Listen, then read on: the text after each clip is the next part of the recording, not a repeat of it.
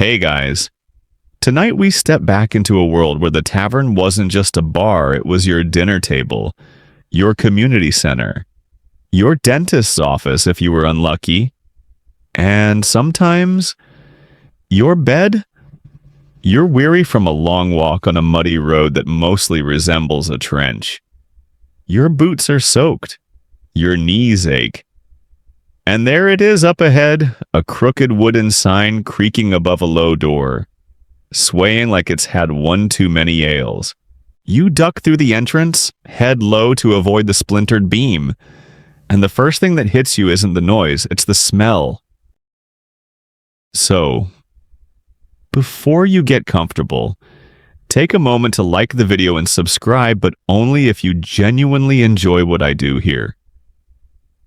And hey, drop your location and local time in the comments. Let's see which time zones are traveling back to the Middle Ages tonight. Now, dim the lights. Maybe turn on a fan for that soft background hum, and let's ease into tonight's journey together. Your boots land with a squelch on the floorboards, wooden, sticky, and covered in something that might be sawdust, might be straw, and might be someone's idea of carpet. Your eyes adjust slowly. It's dim in here, lit mostly by a few sputtering candles jammed into old bottles and one fireplace that is far more smoke than flame. You're surrounded by noise-slurred songs, uneven clapping, the low roar of stories growing more dramatic with each retelling. A man shouts something about a pig and a monk. No one's sure whether it's a punchline or a warning. The tavern has a smell all its own. It's a thick stew of warm ale, damp wool, body odor, fireplace smoke, something pickled, something rotting, and yes, definitely feet. Historians still argue whether this scent profile was considered normal or simply unavoidable. Either way, it's intense. You move carefully, stepping over a dog that's asleep or maybe just stunned by the fireplace. Someone's boot is sticking out from under a bench. You don't ask questions. The tavern's ceiling is low. You're not tall. But even so, the beams above seem to be lowering themselves menacingly. A dried herb bundle dangles directly into your face. You sneeze and bump into someone carrying 4 mugs of ale. One spills on you. It's warm, but not in a comforting way. You mutter an apology. They laugh. Now you smell like here? The person says as though it's a compliment. You glance around. The room is packed shoulder to shoulder with villagers, tradesmen, travelers, and a man in the corner whose only clear feature is his mustache. Everyone is talking, shouting, singing, or slumping. You count at least 2 people passed out. One of them is probably the owner. Ellis, the apprentice you sometimes imagine tagging along for commentary, would have said, "It's like a dinner party where the soup's alive." He wouldn't be wrong. You make your way toward an open bench, or at least a spot where the bench is only slightly occupied by a sack of turnips. You give the turnips a gentle nudge. They don't object. You sit. The table in front of you is carved up with initials, knife marks, what might be a crude drawing of a goose, and a very well-sketched tankard. The wood is slick from centuries of spillage. You place your elbows carefully, lest they stick. Someone pushes a mug toward you. You didn't ask for one. You don't know who sent it, but you nod politely and take a sip. It tastes like fermented rainwater, but with more personality. Possibly some bits of bark. You set it down gently and consider pretending you're allergic. You scan the room again. There's a chalkboard hanging behind the bar, except the chalkboard is actually a flat plank. And the menu consists of 3 words: ale, stew, beds. You think about ordering food. Your stomach growls, your brain whispers. Is the stew still moving? A man near you begins to recount a tale involving a very stubborn ox in a well. You get the feeling you'll hear this story again before the night ends. Possibly from a different man. Possibly with a horse instead. There's a warmth here, under all the grit. Not just from the fire, but from the way people lean into each other's laughter. The way the walls echo with stories no one fully remembers but everyone enjoys. It's loud, yes, and chaotic, and probably a health hazard, but it's also something else. It's community, and just maybe, that's worth the smell. It takes a full minute before your nose starts adjusting. But when it does, you realize the tavern isn't dominated by one smell. It's a layered symphony of medieval unpleasantness, building with every breath. The first note is ale. Not the hoppy golden kind you might find in a modern tap room, but the cloudy, lukewarm variety brewed in a wooden barrel that probably hasn't been washed since the last solar eclipse. It's tangy, pungent, slightly sour, and someone nearby is wearing it more than drinking it. Then comes the feet. You'd hoped this part of the title was exaggerated. It's not. You are, quite literally, surrounded by feet, boots off, stockings half-dried by the fire, muddy toes wiggling under tables, and the unmistakable aroma of leather left damp for too long. A man by the hearth is actually holding his shoe up to the flame like a medieval marshmallow. The smell of scorched soul joins the growing bouquet in your nose. Your eyes water, slightly. You try breathing through your mouth, but then you catch the scent of boiled onions, and old garlic, and possibly pickled radish, or something pretending to be. It's hard to tell. The food smell drifts lazily through the tavern like it's not sure where it belongs. There's smoke, too. Wood smoke.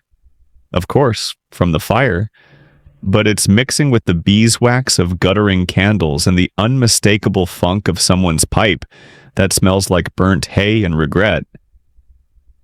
You look over and spot the culprit, an old man with the beard down to his belt. Puffing with such concentration, you wonder if he's trying to summon spirits. The strangest part no one else seems to notice. Not the smell, not the smoke. Not even the sticky patch you just stepped in, which might be ale or soup or melted wax or all 3. Smells like home.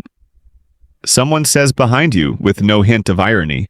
Historians still argue whether medieval people were nose-blind from birth or simply built different.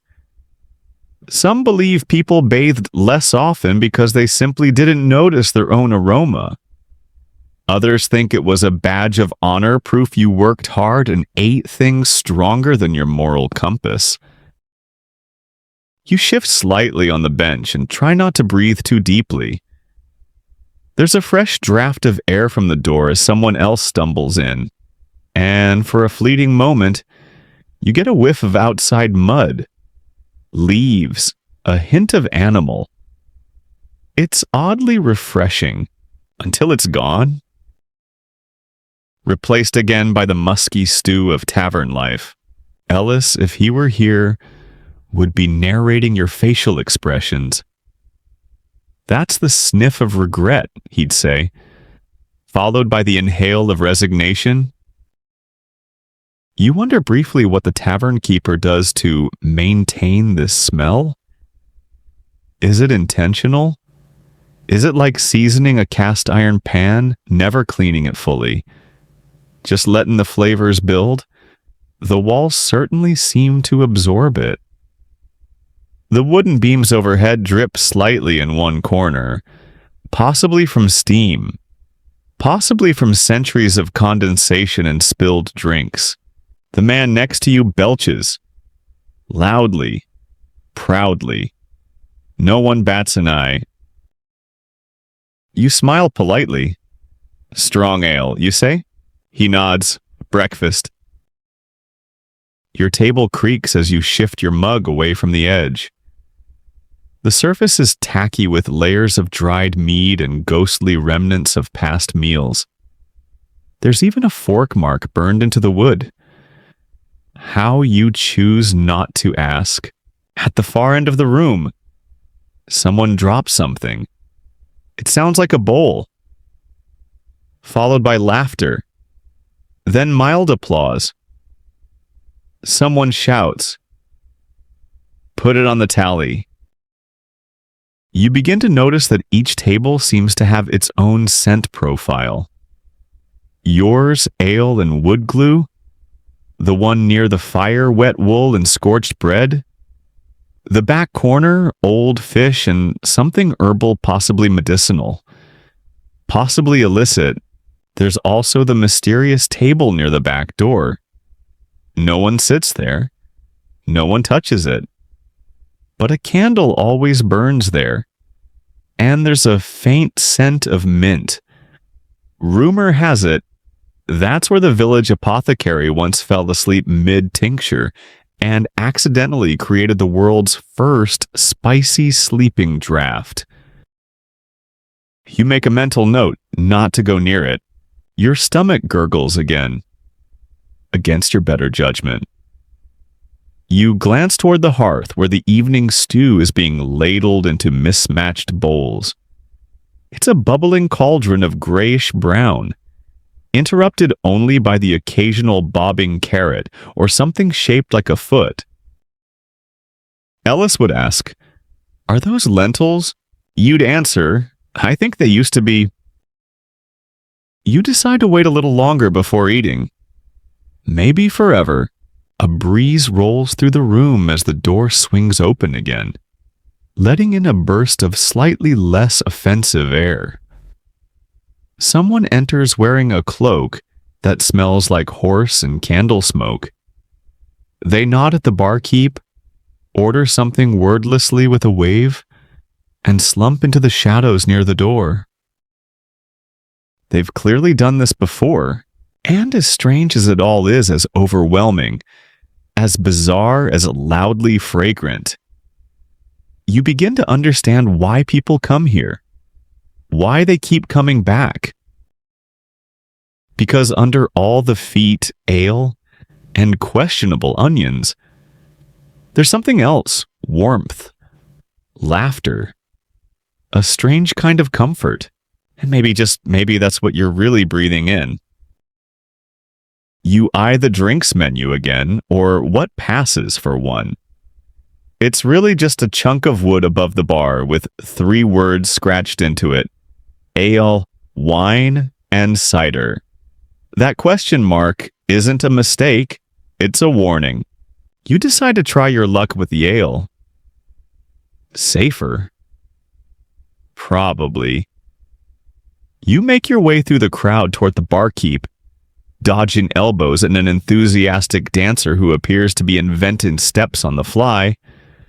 A dog barks once, loudly, under a table. You both jump.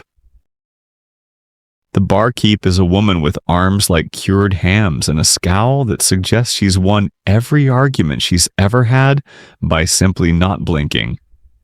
She slams down a wooden mug without a word. Foam spills over the top and runs down the side like it's trying to escape. You take the mug, nod your thanks, and back away cautiously. Never break eye contact with the tavern matron. You've heard stories. Back at your table, you inspect the ale.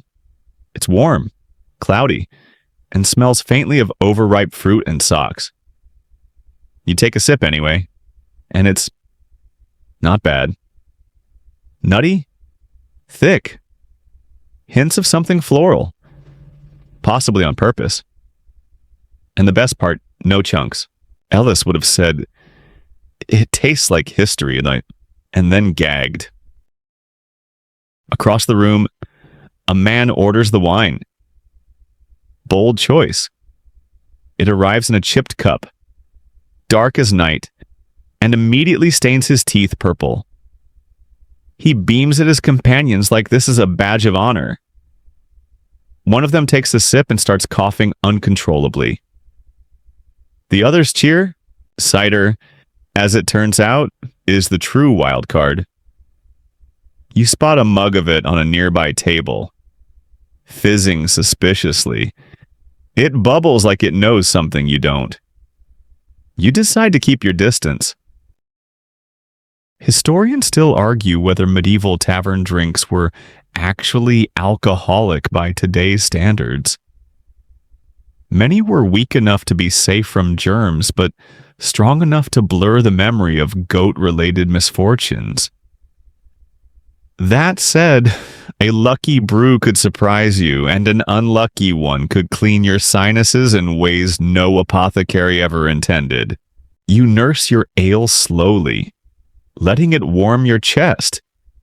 It's surprisingly filling, almost like drinking bread. The tavern around you spins onward, people laughing, singing, drinking, and occasionally collapsing forward into their soup. A traveling merchant stumbles by, mug in hand, and offers you a toast to the health of left-handed bakers. You raise your mug out of instinct, clink, and try not to inhale too deeply as he ambles off with a hiccup and a trail of crumbs. You glance at the bar again and spot a few bottles behind it. Glass, rare, dusty, possibly filled with something precious. Or poisonous. Could be both. You briefly consider asking, but the barkeep is now polishing a cleaver. So, no. Someone behind you begins loudly debating the ale's strength, claiming it could fuel a horse cart for 3 miles. Another disagrees, saying it's weak as widow's tea. A third simply shrugs and continues sipping. The debate ends with no resolution, as most do here. You shift your mug to the table's center and feel it wobble dangerously. The table leg is uneven, propped up by a folded cloth, possibly an old sock. You nudge it with your foot. It settles. For now. Alice would have tripped over it already and spilled everything. You're halfway through your mug when the first game of the evening begins. A group near the fire starts clapping a rhythm, and mugs are raised. It's a drinking song. You don't catch all the words, something about sheep, taxes, and soggy bread feet, but the tune is catchy. Even the dog barks in time. Someone slaps the table and calls for the strong stuff. You don't know what that means, but a bottle appears, passed hand to hand like a sacred relic. The person who drinks it immediately goes red in the face and starts hiccuping in Morse code. You sip your ale again, grateful for its quiet strength. Historians often write about mead, too honey wine. You don't see it here tonight, but the tavern walls probably remember it.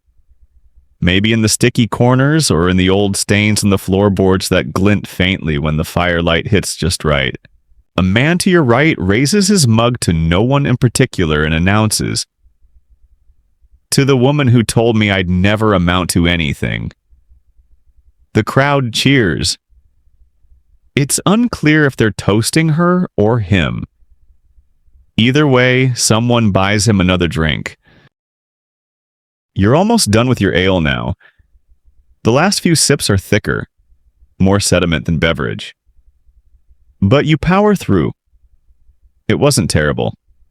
In fact, you're starting to feel relaxed, warmer, like your limbs are a little heavier in a good way.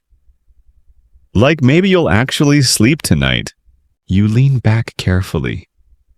The bench creaks under you but holds The fire crackles. A candle gutters and goes out. Somewhere near the bar, a lute string snaps and someone says, "Finally."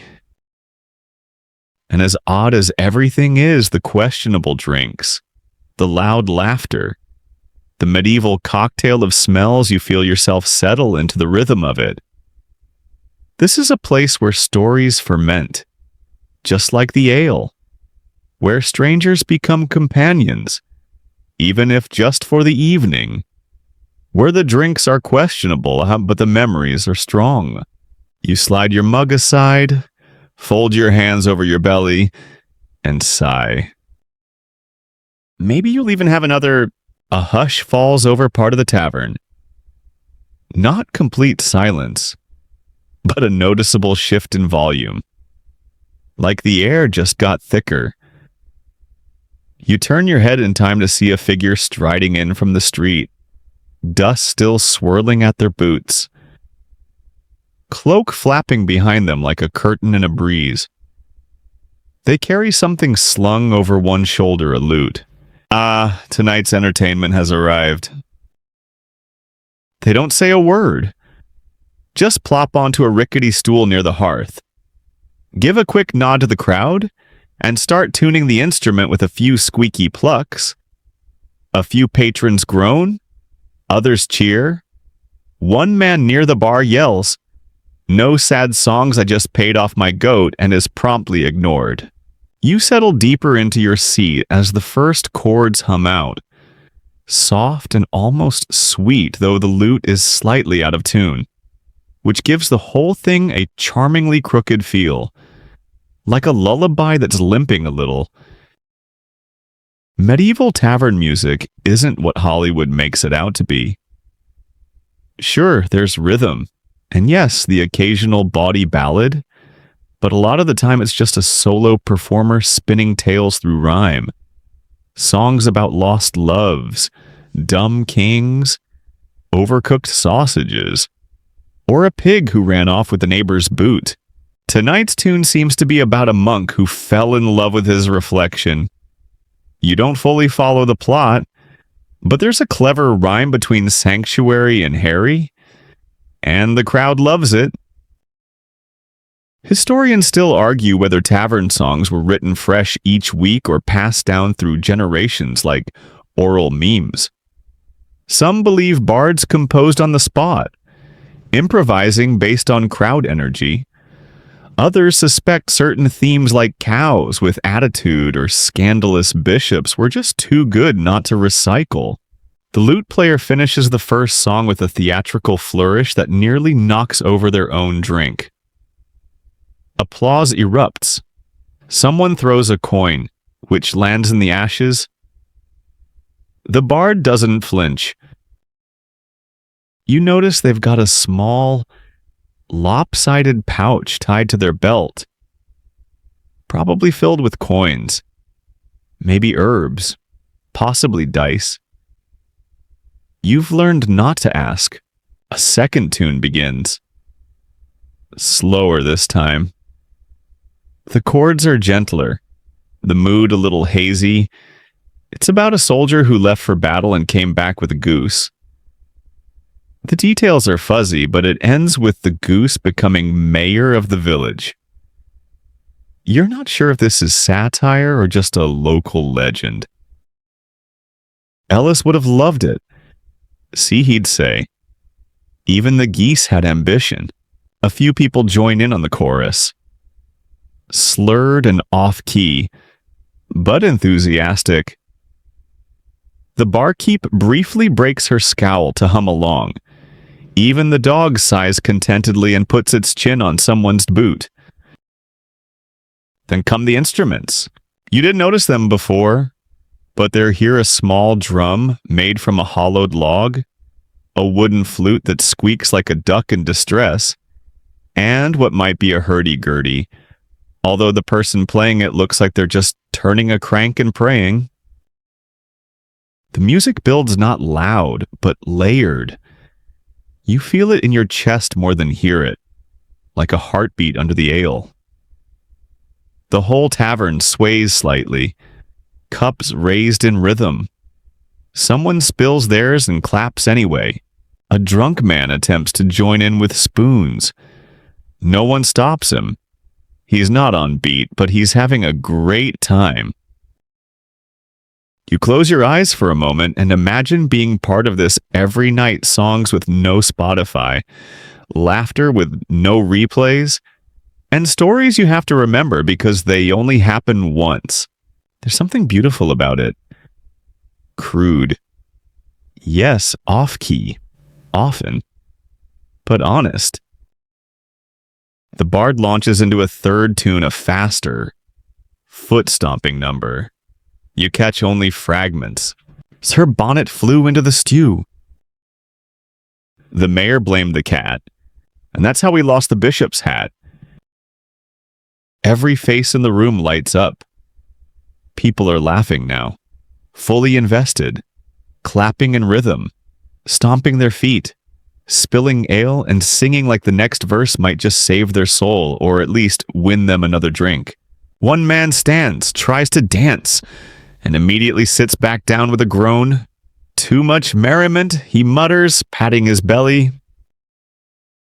You're tapping your fingers on the table now, caught in the rhythm. Even though you know none of the lyrics, you mouth along, half-singing nonsense syllables like everyone else. It's impossible not to smile. Eventually, the bard winds down. The lute strings buzz one final time. A few coins clatter into the dusty bowl at their feet. Someone offers them a drink. They accept with a curt nod and take a slow, grateful sip. Play the one about the duck, someone yells. Later, the bard replies, after the stew. You feel the warmth of the music settle into your bones, nestling in beside the ale. Your foot keeps tapping even after the sound fades, like your body doesn't want the moment to end. And you realize this isn't just entertainment. It's therapy. The medieval kind with slightly out-of-tune strings, lyrics about livestock, and a room full of people who haven't bathed recently but know all the words to a song about turnips. With the music fading, the tavern breathes in unison like a large, slightly inebriated animal settling for the night. But it isn't bedtime just yet. In fact, this is when things begin to really unwind.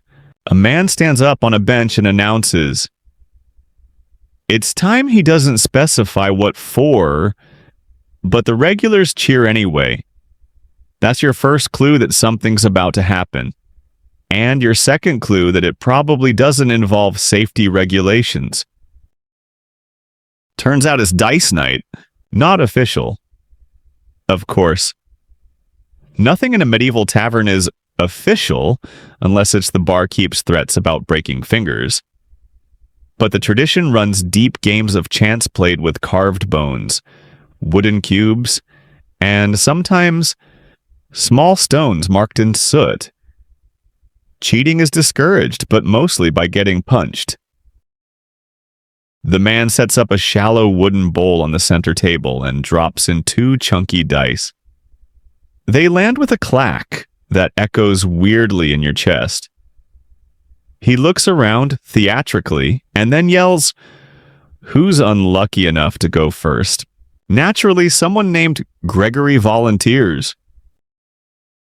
Historians still argue whether medieval taverns acted as gambling dens, or if dice were just a casual pastime. Some say entire wages were lost over a few games. Others argue that most people didn't have enough coin to gamble with, so they bet things like onions, socks, or a goat's future name. You sidle closer, mug in hand, curious. Gregory rolls 2 4s. The crowd makes a low noise that could mean anything from May to he's cursed now. Coins shift hands. A woman with an eyebrow ring shaped like a fish raises the stakes with a bet involving half a sausage and a promise. No one blinks. You notice that the dice are worn smooth. These have been rolled thousands of times. One corner is slightly chipped, giving the number 2 a suspicious resemblance to a 3. But no one seems to mind.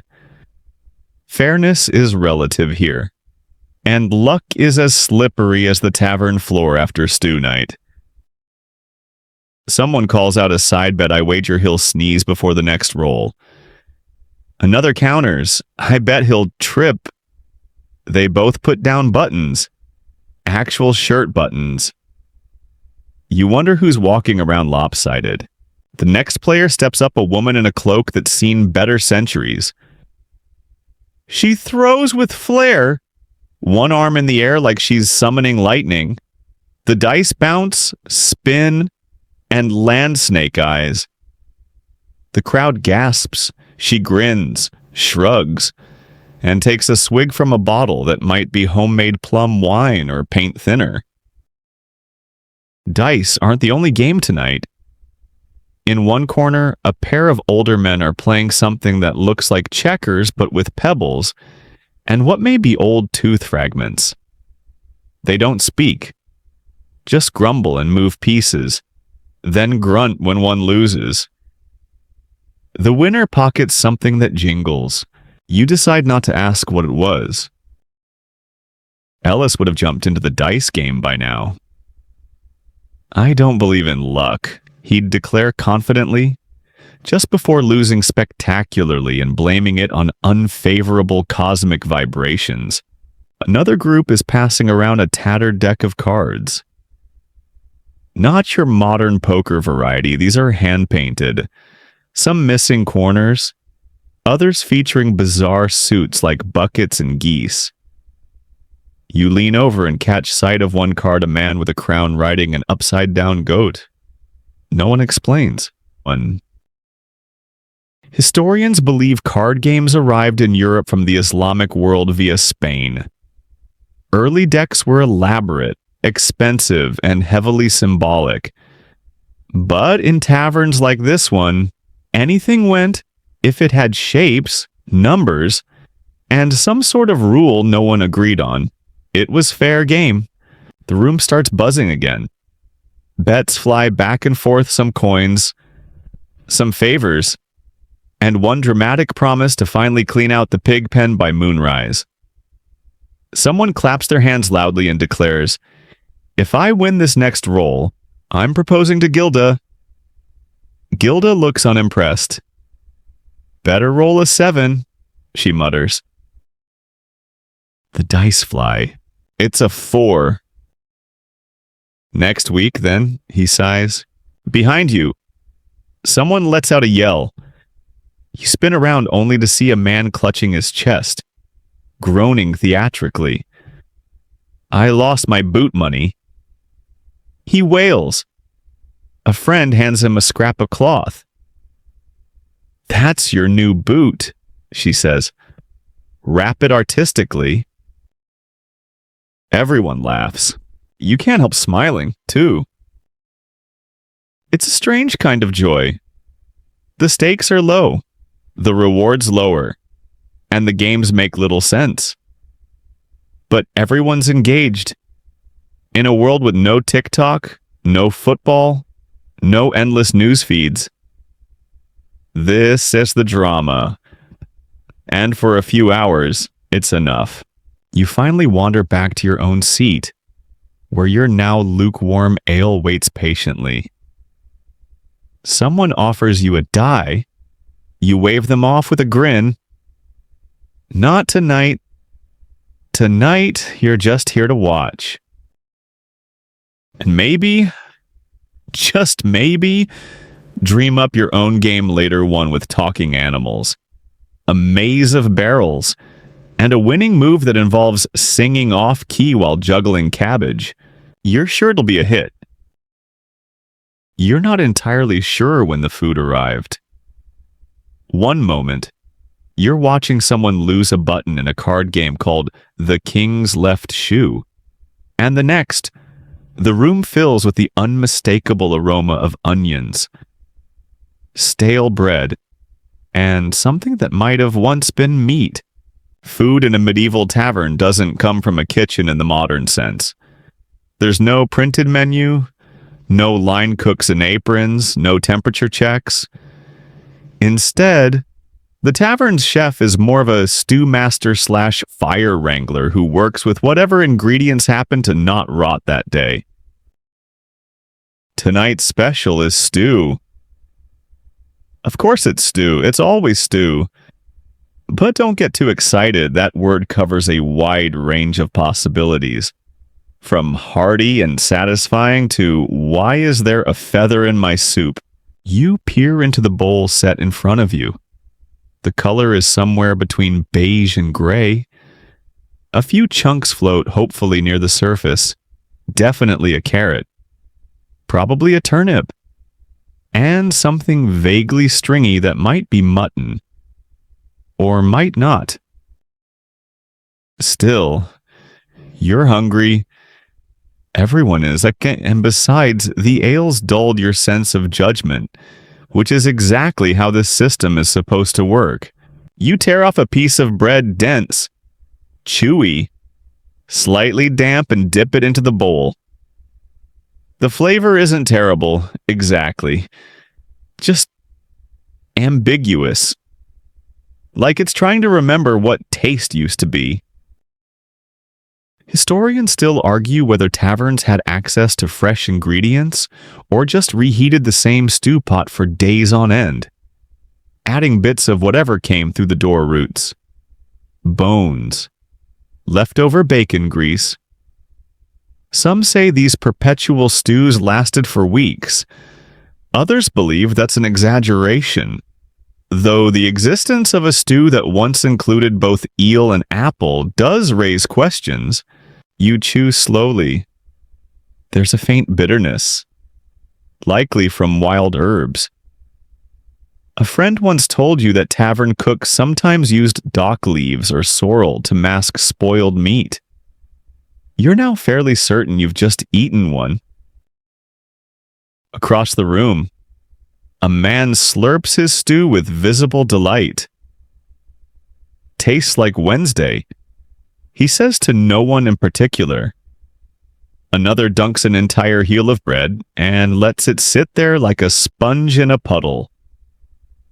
The table next to you is having a lively debate about whether what they're eating is chicken or just something that once made a noise. Then comes the second course pies. Not the flaky, golden, Instagrammable kind. These are more like pastries forged in battle-tough crusts filled with mystery. Some contain actual meat, some dried fruit, and some are suspiciously hollow. One is filled entirely with onions, another leaks what might be cheese. You cautiously nibble the edge of yours. The crust resists your efforts like a medieval defense wall, but eventually gives way to a filling that tastes mildly of pepper and ash. Not bad, considering. Tavern food, by its nature, had to be cheap, filling, and low maintenance. You weren't here for fine dining. You were here to survive the evening without fainting. That meant dense bread, thick stews, root vegetables, and the occasional scrap of animal protein if the cook got lucky or someone hit a deer on the way in. The ale, meanwhile, is doing its job admirably. It cuts the taste of the stew, numbs your jaw just enough to get through the crust, and helps everyone forget how little actual food they've consumed. There's a communal element to the meal. 2. You notice people trading bites, passing spoons, and even switching bowls mid-dinner. One man hands over his half-eaten pie with a nod, and the other accepts it like a sacred gift. You're handed a spoon by your neighbor, who says, "Try mine. It's warmer on this side, but you don't ask questions." You take the spoon and dig in. At one point, someone clinks a metal spoon against their bowl and declares, "I found the spice the room cheers." There's laughter, jokes about the stew biting back, a brief chant of no bones. No bones when someone extracts what looks like a rabbit femur. The barkeep just rolls her eyes and keeps stirring the next batch. Ellis always loved the food here. It builds character, he'd say between bites, and strengthens your teeth. There's no dessert. Of course, this isn't that kind of place. If you want something sweet, you chew on a piece of dried apple, or, if you're lucky, find a leftover raisin stuck to the bottom of your cup. You lean back in your chair, belly full or at least no longer hollow, and feel the comfortable sluggishness that comes from warm food, dim light, and the low hum of happy people. A dog walks by, licking crumbs from the floor. Someone tosses it a crust and it trots away like royalty.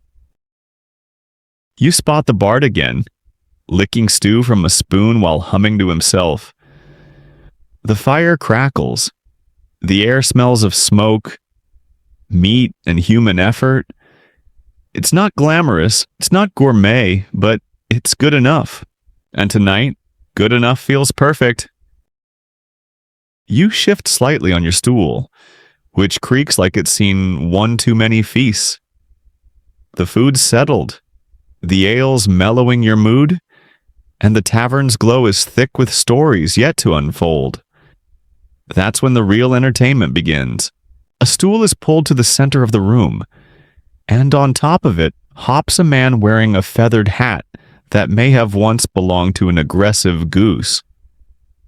He clears his throat dramatically twice because the first time no one notices. The second time, he gets a decent shush from the crowd and a half-thrown crust. Ladies, lords, and people with unidentifiable smells. He begins.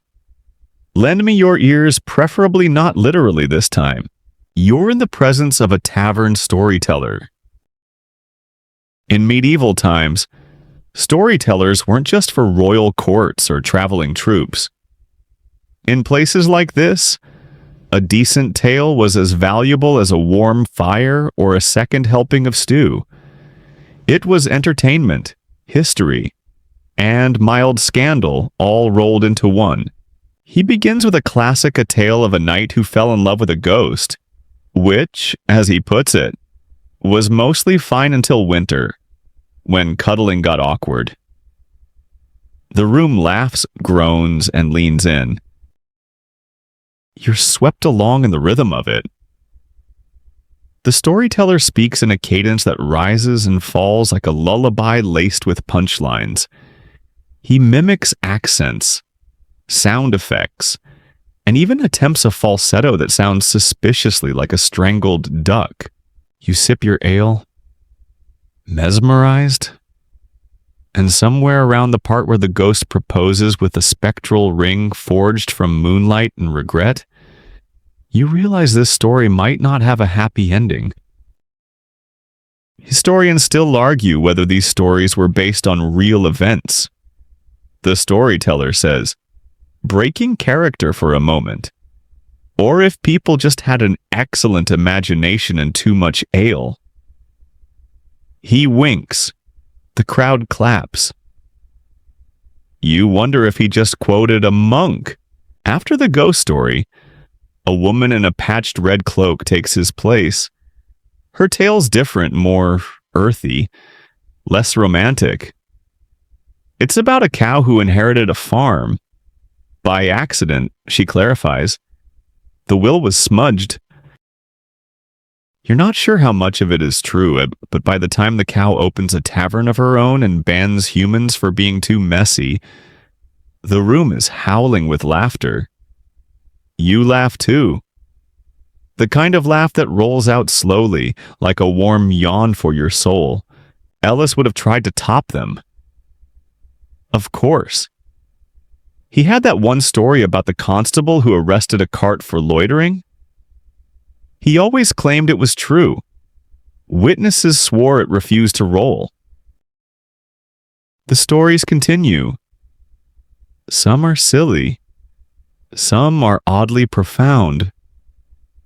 One is just a list of strange things a man claims to have seen in a monastery, a pig wearing boots, a monk who swore in bird calls, and a door that led nowhere but refused to stay shut. And the thing is, no one's checking. There's no fact-checking. No skeptics in the corner raising an eyebrow. These tales are for flavor, not accuracy. They're seasoning for the night like a pinch of salt over a bland stew. At one point, the bard from earlier stands up and tells a tale in verse. It's long, winding, and clearly improvised. He rhymes witch's toe with chamber pot overflow, and while the crowd groans, they applaud anyway. You're reminded of something in a world without screens. Every person was a potential Netflix. You didn't swipe to the next story. You waited for someone to tell it with breath and voice, with hands, with exaggerations passed down like heirlooms. The fireplace crackles louder now, like it's trying to join the storytelling. You feel yourself leaning in again. The room's gotten a little warmer. The stories roll on like waves, some funny, some strange, one that almost makes you tear up, even if it is about a chicken who learned to read. You blink slowly. Your ale's nearly gone. Your spoon's gone missing. And the stool beneath you, once a rigid plank of discomfort, now feels strangely forgiving. Maybe it's the stories. Maybe it's the magic of communal memory passed from lips to ears and back again, softened by time and ale. Or maybe it's just the onions from dinner finally kicking in. Either way, you're here, fully present in a room of laughter and smoke and voices that weave dreams from history's dust. You don't need to remember every detail. The feeling is enough. And you're starting to think that cow tavern wouldn't be such a bad idea. Your belly is full. Your brain is floating in a mellow fog of stories and ale. And your back has surrendered to the lopsided stool like an old knight lowering his shield. You're almost ready to sleep almost. But not yet. Because now it's time to think about where you're going to lay your head for the night. Spoiler, it won't be a bed, not unless you brought one. And even then, good luck finding a quiet corner that doesn't already belong to a pig or a snoring farmer. You scan the tavern. There are no rooms upstairs, no cozy suites, just one big common area, part dining hall, part inn, part low-grade zoo. If you're lucky, you'll get a clean patch of floor near the fire. If not, you'll find yourself squeezed between a guy using a turnip sack for a pillow and someone's cloak that smells aggressively of garlic and wet wool. The barkeep gestures vaguely toward the corner and mutters, "Find straw if you can. Or just don't mind rats." You look toward the corner. There is indeed straw. Sort of more like straw memory foam, compressed, patchy, and definitely shared. You shuffle toward it like someone trying not to startle a goat, which you nearly do when you pass one dozing near the fire. Medieval tavern rooms were often communal sleeping spaces. Travelers rolled into the same room, same floor, same filth. There were no walls, no privacy, just the shared agreement that no one would ask questions about snoring, muttering, or the occasional sleep-talking confession. And yet, there's a strange coziness to it all. You lay down slowly. The straw crunches beneath you. Something pokes your shoulder you don't investigate. The fire's heat drifts toward your feet. Someone nearby sighs deeply, and someone else chuckles in their sleep. Historians still argue whether taverns always let travelers sleep inside, or if some had to curl up outside with the animals. In colder months, everyone might have preferred the stable anyway, at least the cows didn't snore words. You fluff your bundle of cloak into something resembling a pillow. It smells like old ale and bark, but it's softish. The floor tilts slightly downhill, so you roll a bit, ending up closer to the fire than expected. You take it as a win. To your left, someone whispers what might be a prayer. To your right, a woman is wrapping her feet in a scarf. A child whose parents you never quite identified curls up next to a hound that has clearly done this before. And there you are. A spoon in your pocket, a turnip pie still settling in your gut, and the faint memory of a song about a ghost who eloped with a monk echoing in your ears. At this point in the evening, the tavern hums with a quieter energy.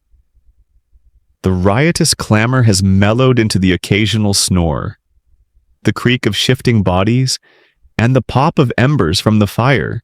You reach into your pack for something familiar. A token, maybe a bit of cloth, or the polished stone Ellis gave you on that rainy market day. It's still there, cool and smooth in your palm. The air is thick with sleep. Or maybe it's just stew steam that never quite cleared. And yet, even here in a room where sleep means negotiating with rodents and staying warm, means spooning a stranger, you feel calm, like you belong. There's something weirdly comforting about the shared awkwardness. No one's pretending, no one's perfect. Everyone's just doing their best to not freeze or drool too obviously. Your eyes close for a moment. Just one moment. You dream of pies filled with laughter, of ale that tastes like honey, of a goat that grants wishes in exchange for riddles. And then someone coughs. You snap awake, momentarily disoriented. The fire's a little lower. The hound's moved. Your neck has fused temporarily with the cloak pillow, but otherwise, nothing's changed. You're still here, still in this tavern that smells of feet, ale, and every life story within it. And still not entirely sure if that stew had meat in it.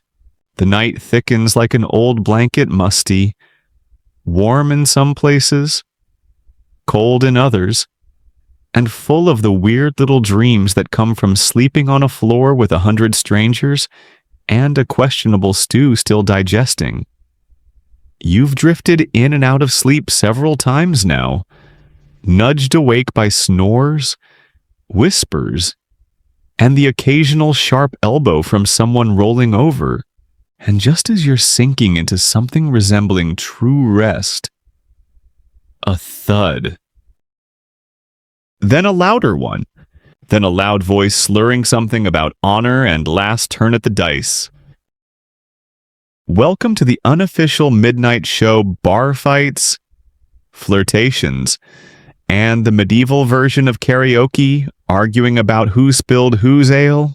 One man stands, dramatically brushing off his cloak like a squirrel preparing for battle. Another man, clearly the worse for drink, bellows back at him from a table that's already lost one leg and is being propped up by a boot. A woman by the fire smirks, holds out her hand, and takes a bet from the guy with one eyebrow. The tavern may pretend to sleep, but there's always that one table that simply refuses. Fights in medieval taverns were as common as flat ale and wobbly stools.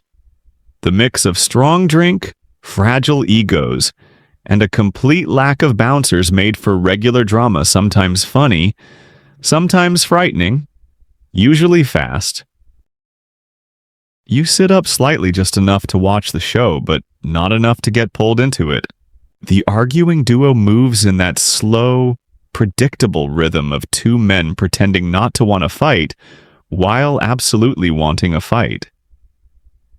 There's talk of debts, cheating, someone's missing chicken, and a mysterious jug of mead that may or may not have been poisoned in jest. A shove, a stagger. A tankard fly spins through the air like a lazy falcon and lands with a soft thunk next to someone's sleeping foot. That someone doesn't wake up. Legend! Then comes the crash.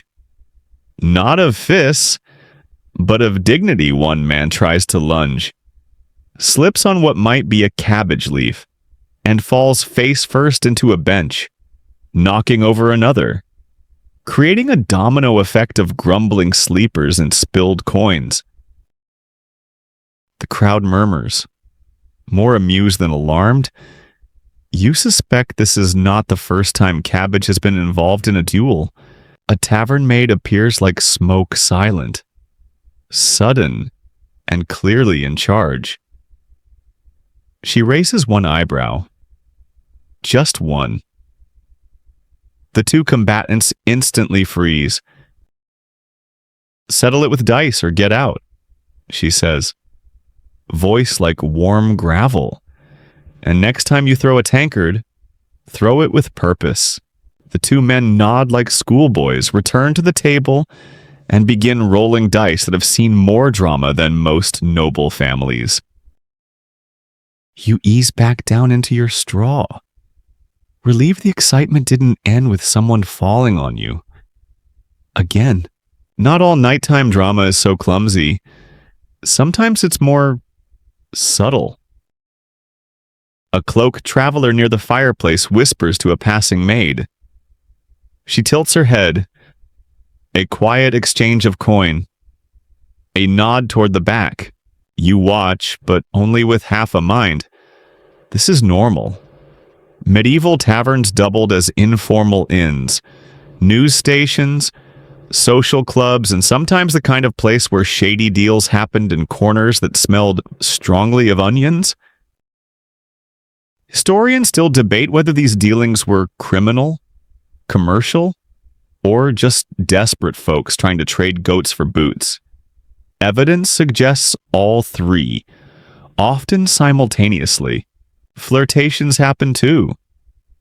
A wink across the fire, a shared hunk of bread, a whispered joke about someone's missing sock. Romance in the medieval tavern was less about candlelight and more about the fact that if you both survived the stew, maybe you were meant to be. You notice one couple laughing together by the barrel rack. She nudges him with a wooden spoon. He grins, mouth full of turnip. Romance, 14th century style. You lie back again, smiling slightly. It's chaotic. Yes, loud, sometimes. But it's alive. And somehow, all of this fights, laughter, dice games. Secret goat trades happens without anyone blinking. It's just part of the tavern ecosystem. One man sneezes so loudly he wakes himself. He looks around, mutters, "Sheep again," and promptly falls back asleep. Another knocks over a jug with his boot. It rolls, bumps against a sleeping patron's head, and is calmly used as a pillow. There is no perfect silence here, but there is rhythm. The tavern lives its own life, punctuated by moments of absurdity, comfort, and the occasional flying pie. Eventually, the room stills once more. The dice game ends. The romantic spooning literal and otherwise settles. The cabbage leaf is swept away, and the man with the missing chicken finds it asleep in someone's lap. You exhale, the fire casting flickering shadows on the ceiling above. The snores return. The warmth does too. You've made it through the midnight madness. And somehow, you're still oddly at peace. By now, you've come to accept that nothing in this tavern moves in a straight line. Not the floorboards, not the stories, and definitely not the conversations. But just as you're settling in, one of the most fascinating and possibly terrifying elements of this place walks by and slaps a pitcher onto a table. The alewife. She's the unofficial queen of the tavern, part server, part enforcer, part therapist, and part walking encyclopedia of everyone's worst decisions. She doesn't wear a crown, but her stained apron and no-nonsense eyebrows have the same effect. She's fast, too. One moment she's ladling mystery stew. The next she's defusing an argument with a well-aimed spoon. And then she's back behind the bar refilling a mug before the man holding it even realized it was empty. Alewives, especially in medieval Europe, ran many taverns. Brewing was often women's work, and these women wielded ladles like swords and counted coins faster than most monks copied manuscripts. While their role eventually declined with the professionalization of brewing, in this moment, in your tavern, she rules. You try to catch her eye, hoping for a refill. She glances your way, sizes you up in one blink, and says, "You've had enough unless you can still spell your own name backwards." You wisely retreat into your straw nest.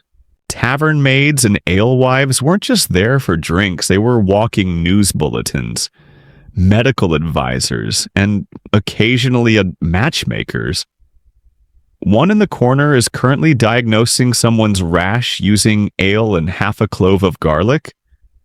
Whether it's working is anyone's guess, but the patient looks hopeful and slightly flammable. You notice a pair of maids near the hearth giggling over something scribbled on parchment. A love letter, a recipe, a poorly drawn goat. Whatever it is, they're enjoying it more than half the patrons enjoyed dinner. Historians still argue whether alewives were respected businesswomen or marginalized laborers.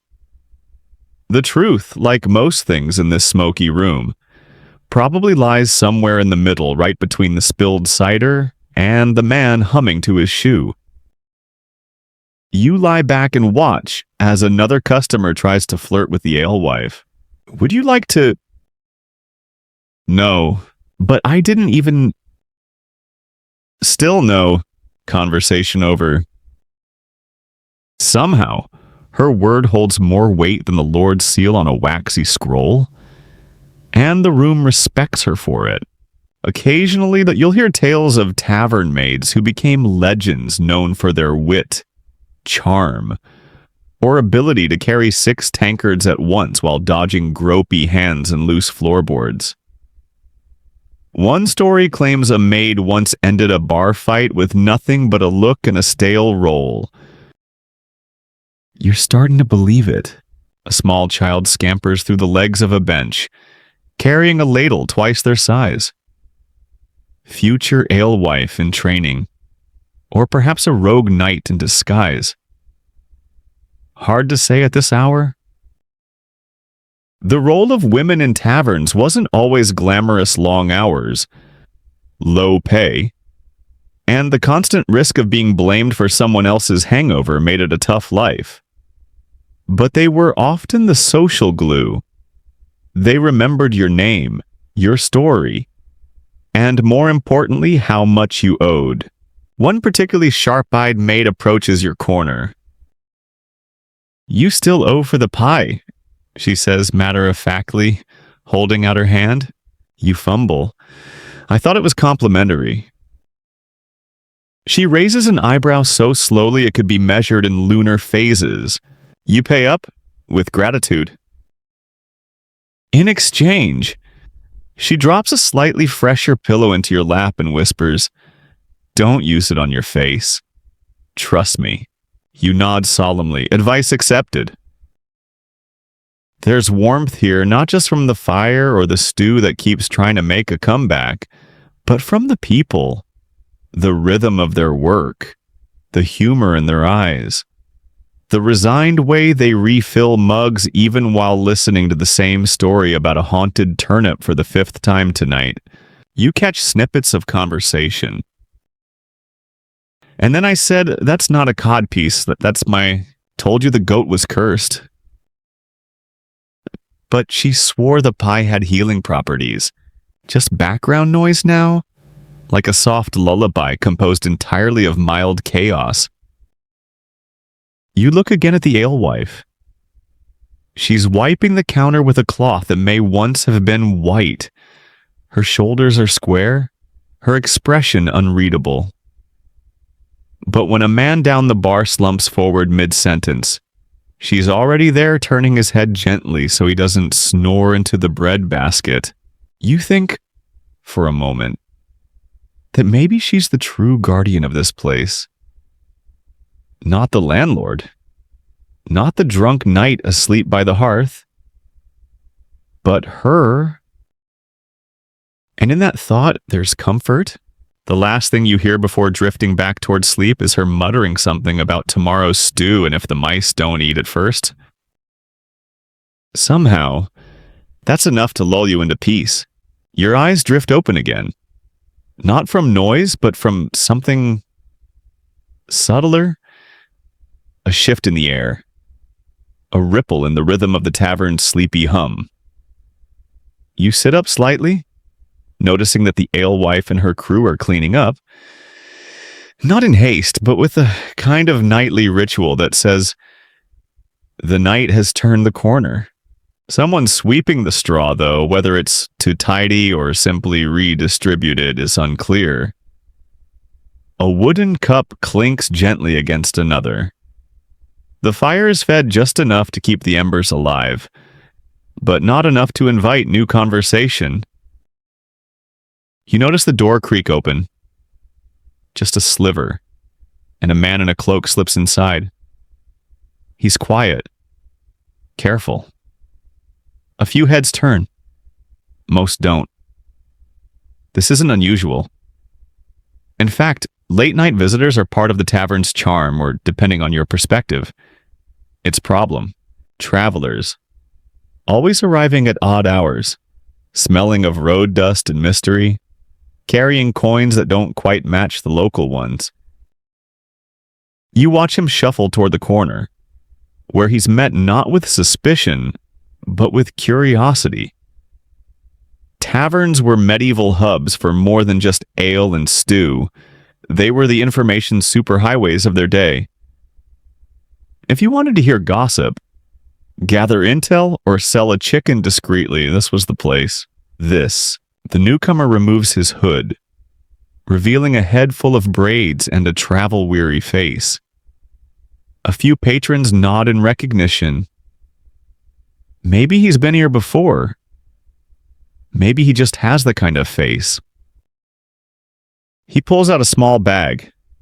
Not of gold, but of something. You squint. Herbs, dried fish, dice made from animal bone. The woman behind the bar barely raises an eyebrow. She's seen weirder. This is the part of the night where the tavern becomes more than a tavern. It becomes a crossroads. Historians still argue whether medieval taverns acted as true centers of commerce or simply social convenience spots. The truth is, they were both. And something else, too. A liminal space. The kind of place where a traveling monk could argue theology with a bored baker and nobody found it strange. At the table beside you, two men are now whispering about the river road being blocked. You can't tell if they're concerned or thrilled. Could be anything from a washed-out bridge to a troll demanding tolls again. Someone coughs. The newcomer waves over a server and mumbles something about rosehip tea and no fennel this time. She grins and walks away. Apparently, even medieval taverns had regulars with very specific beverage preferences. The scent of warm herbs drifts back a few minutes later. The steam curls up like a gentle ribbon through the dim light. You catch a whiff earthy, slightly sweet, with just a hint of whatever's in that back corner barrel that no one ever talks about. You're reminded that people didn't just drink alcohol here. They came for warmth, connection, and sometimes healing. Taverns often functioned as informal infirmaries. If your ailment wasn't worth bothering the local apothecary, you came here and let someone pour warm broth down your throat while telling you the ghost would leave your foot eventually. In fact, you spot a man now rubbing something that looks suspiciously like mashed garlic on his forehead, while a very old woman insists that's how she banished headaches during the Great Cheese Famine. You're not sure the famine happened, or the ghost foot. But again, who's arguing? You hear a few snores low, rhythmic, oddly synchronized, like a chorus of sleepy cows.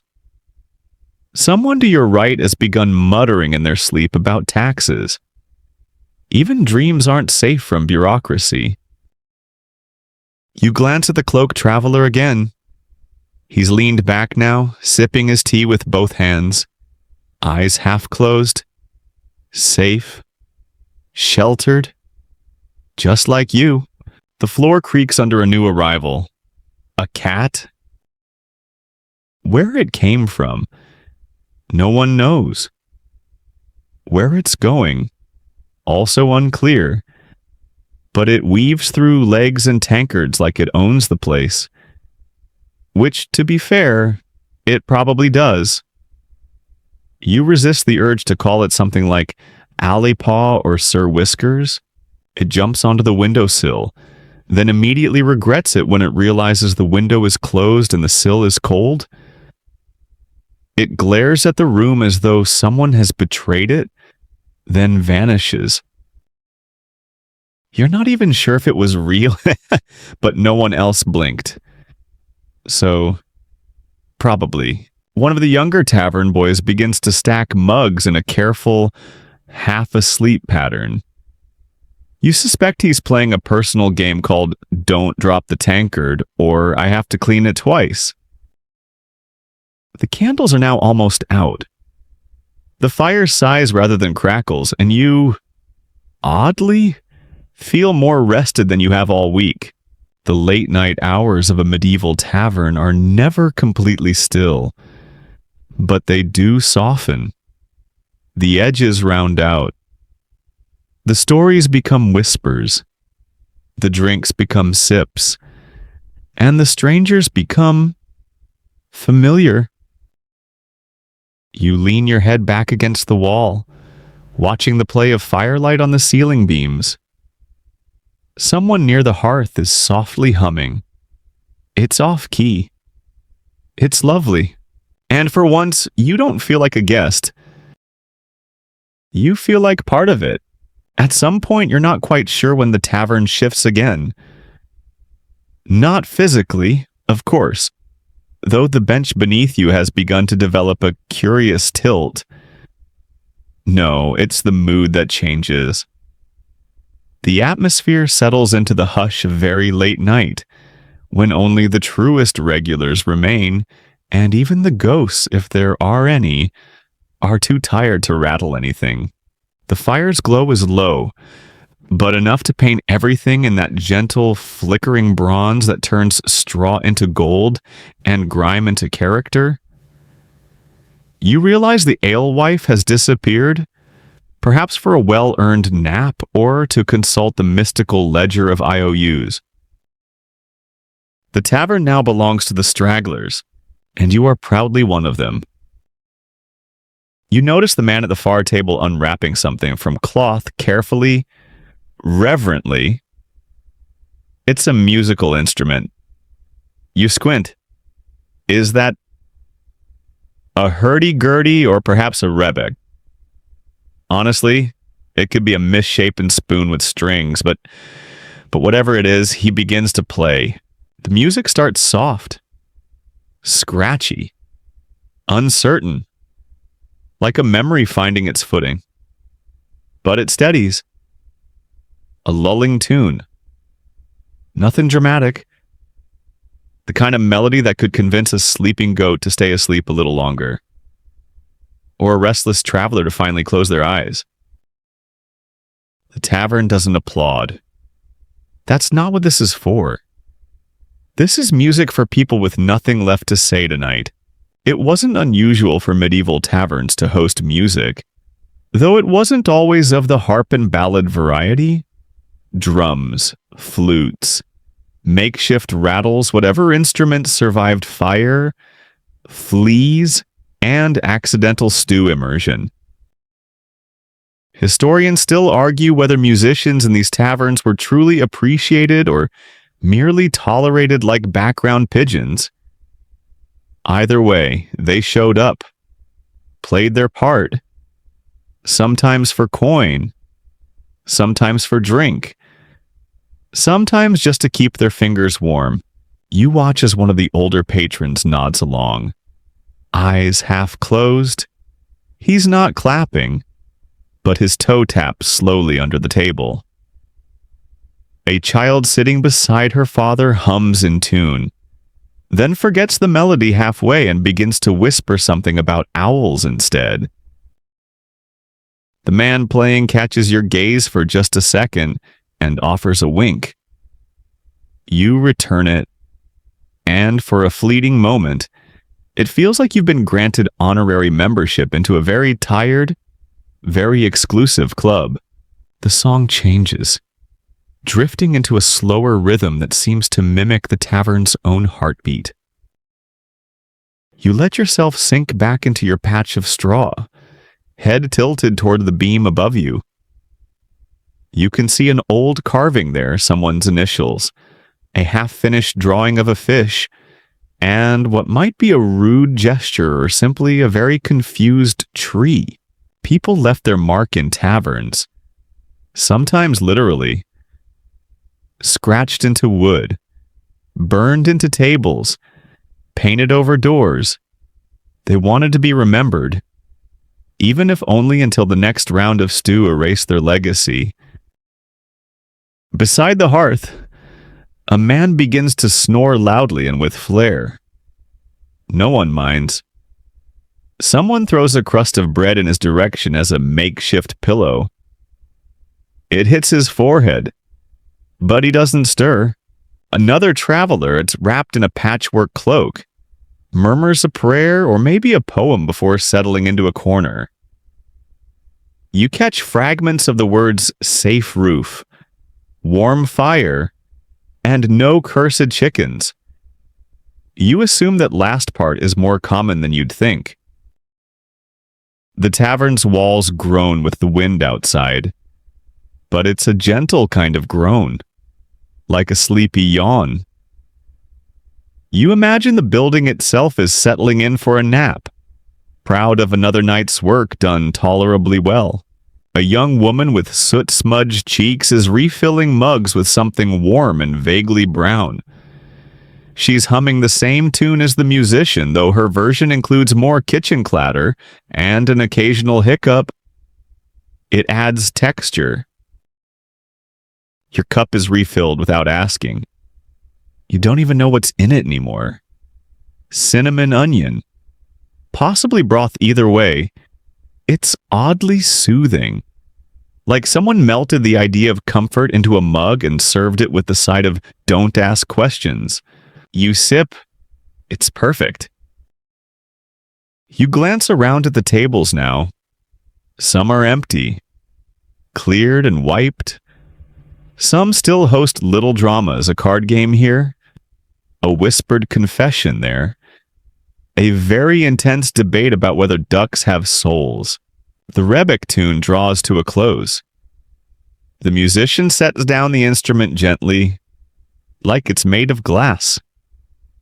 He stretches his arms, yawns, then pulls his hood over his face and leans back. No applause, just the crackle of fire, the scratch of a broom, the sigh of another soul asleep. You notice your limbs feel heavier now. Not in a bad way, more like they've finally agreed to be quiet. Your breathing syncs with the rhythm of the place. In, out. Just like the wind nudging the tavern's shutters. Someone near the door mutters something about dawn. You realize it's not far off now. But no one moves. No one rushes. Dawn can wait. This moment, this quiet communion of misfits and minstrels and mismatched mugs, matters more, and you have become part of it. Just a sleepy soul in a tavern that smells like feet, ale, and a little bit of magic. You wake, or more accurately, you resurface. The line between sleeping and waking here is blurry, as if the tavern itself encourages you to keep one foot in the dream world. You blink up at the rafters, still dimly lit by the hush glow of coals. The same fish carving is there. Good. You haven't floated too far. A rooster crows somewhere in the distance.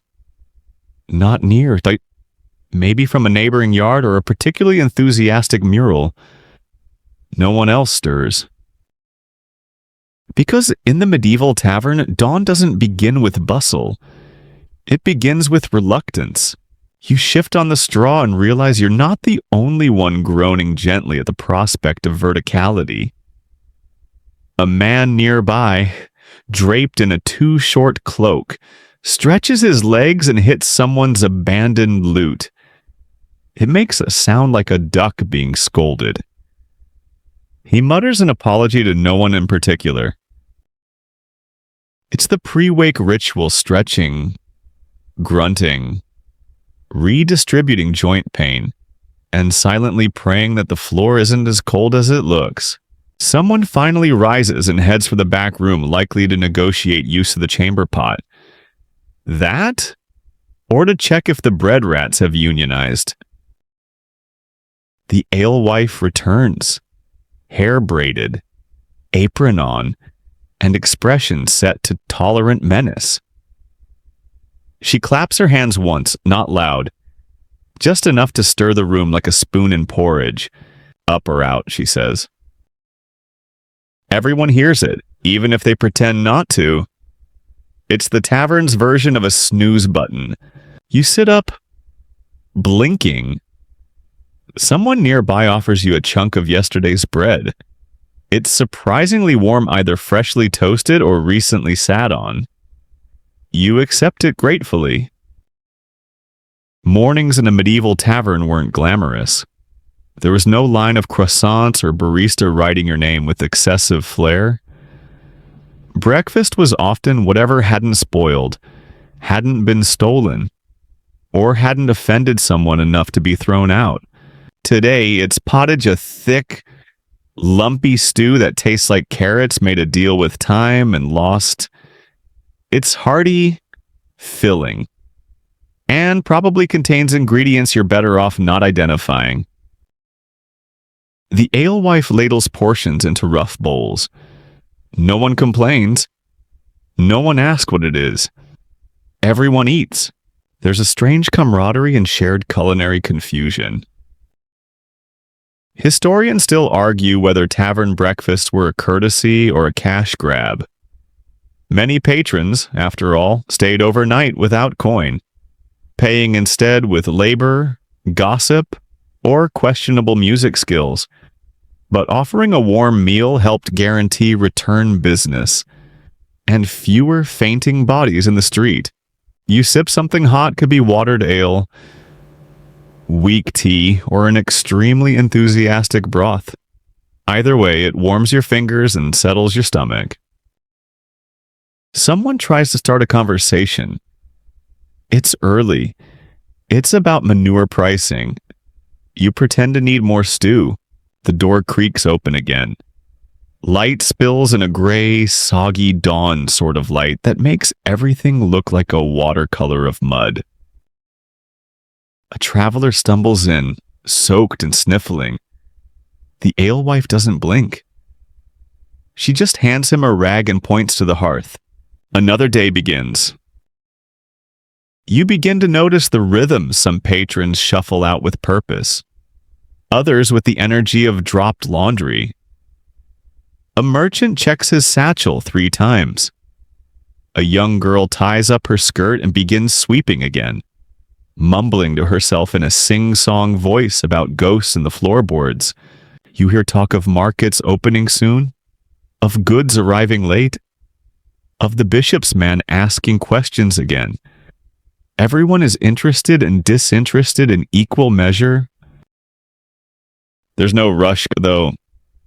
Time in the tavern isn't counted in hours, but in mugs drained, songs sung, and seats warmed.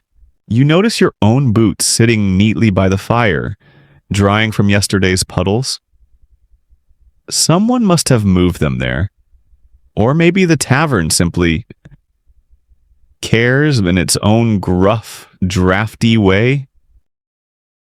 Outside, a cart rumbles past, pulled by a mule who looks like he's seen things. Serious things. Things involving mud and unfair cart loading practices. Inside, the musician from last night is tuning his instrument again. A few notes squeak out nervous and apologetic. No one flinches. The sounds are part of the wallpaper now. And the tavern, oddly, doesn't feel like a place you visited. It feels like a place you always knew. A place that's always been waiting. Somewhere between dream and memory. Where the fire never quite dies. The ale never quite runs out. And the people, well, they're weird, but they're yours. You pull on your cloak. Someone pats your shoulder. The cat, yes, its back rubs against your leg like it's collecting taxes. You smile.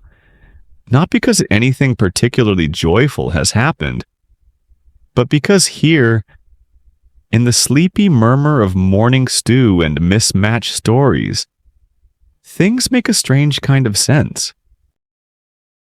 And as you step toward the door, you promise yourself you'll be back, even if only in dreams. As you step outside, the chill hits your face with that familiar medieval welcome, a slap of mist, the aroma of horse, and the damp promise that your feet will never be truly dry again.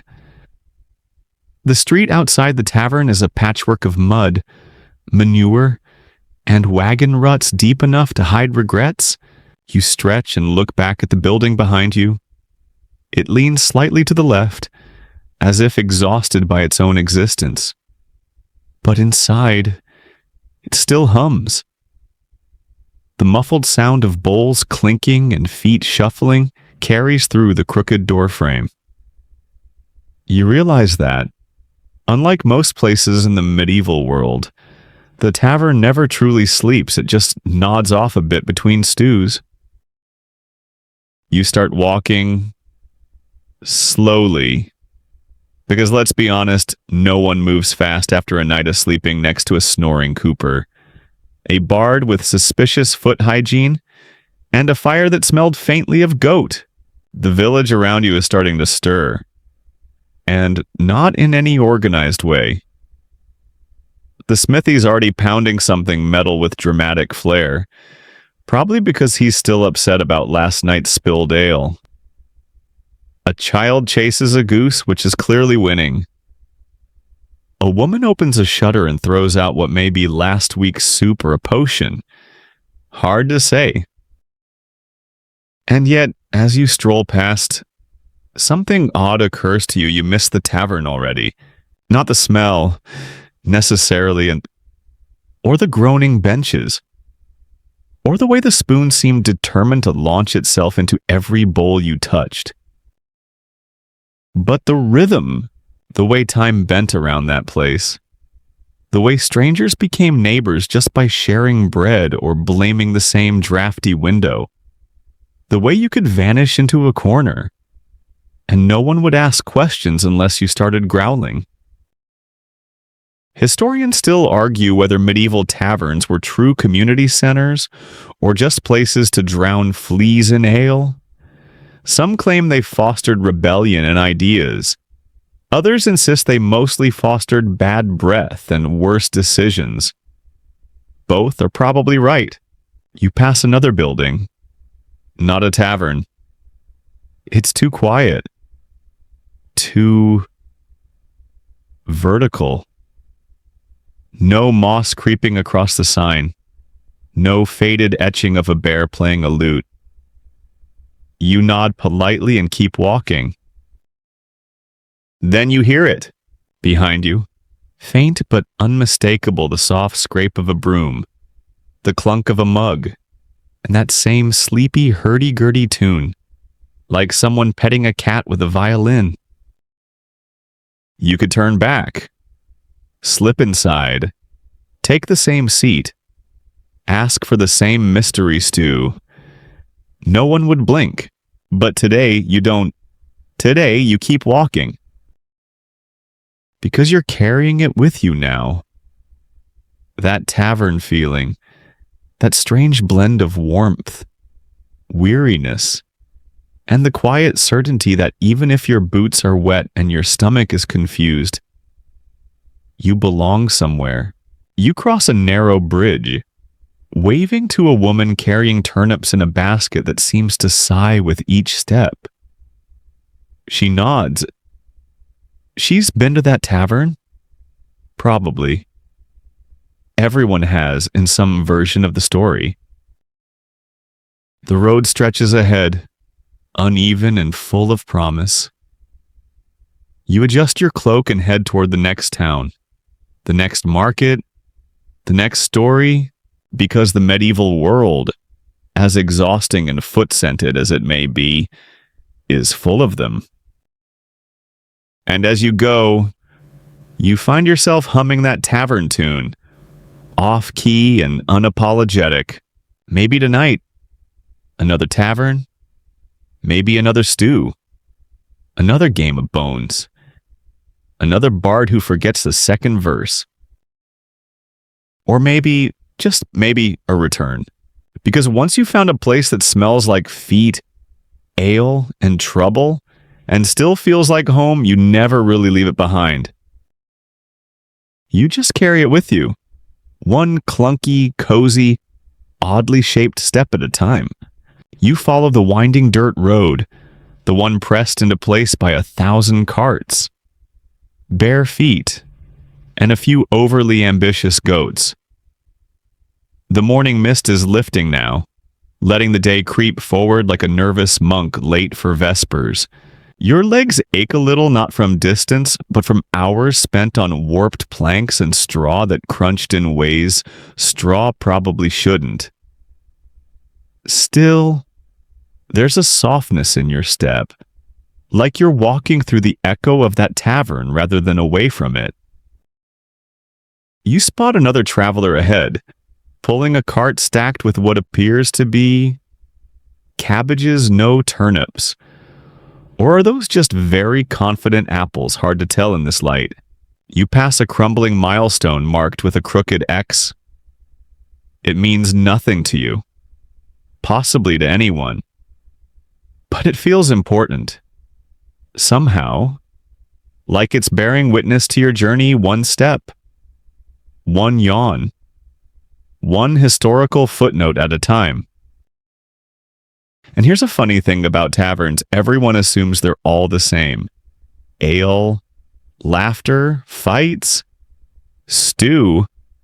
But that's like saying all cats are the same because they nap in the sun and ignore your affection. Each tavern has its own pulse. There are ones near seaports that reek of brine and rumor. Ones on the edge of forest paths that keep a chair by the fire for the local witch just in case. And tiny ones perched on hillsides where the wind whistles through the rafters like it's trying to remember a song it once heard. Some served royalty in disguise.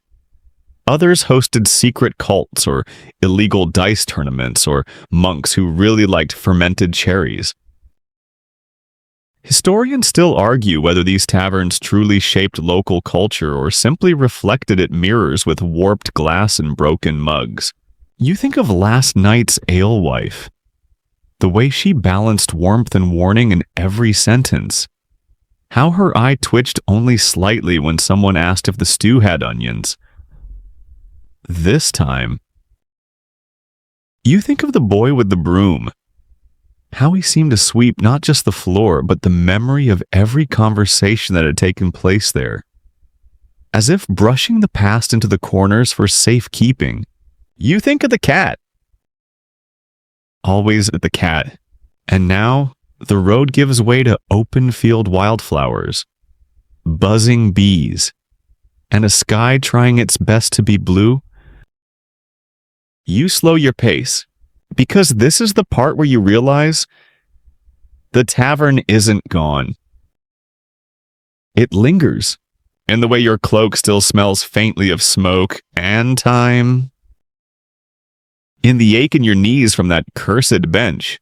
In the phrase someone muttered in their sleep, "Don't trust the bread, it's plotting something." You carry it like a token. The kind of memory that resurfaces when you see a crooked signpost, or hear laughter through wooden walls, or find a coin in your pocket that no currency system remembers. The kind of story that unfolds quietly in your mind, long after the stew is gone and the lute string has snapped. And tonight, wherever you rest your head under stars, under straw, or back at the inn if the wind turns, you'll close your eyes, and just for a moment, you'll be there again. Feet on the creaky floor, cup in hand. The scent of something burning that probably shouldn't be, and a voice soft, sarcastic, familiar, saying, "Welcome back, traveler. Your corner's still warm." Now, as your breathing slows and your limbs settle heavy into the mattress beneath you, let the images drift softly away like smoke curling up from a candle just blown out. That flickering tavern fire still glows faintly in your memory. Its warmth stretches through your muscles, unwinding knots you didn't realize you carried. You hear the gentle clink of tankards, the creak of old wood, the distant hum of sleepy conversation floating into silence. Let it all fade. Gently now. The foggy path outside. The smell of ale-soaked stories. The scratch of straw under a weary spine. You are no longer walking. You are resting, cocooned in calm, where time moves slow and soft and forgiving. Even the cat is still, tail curled around some secret it won't share. The tavern is at peace. And so are you. You've wandered through mud, mischief, and medieval misadventure. And now, at the end of the journey, you are safe. The road can wait. The stories can pause. The world can hush. Breathe in, let it go. Sleep is near. Sleep is here,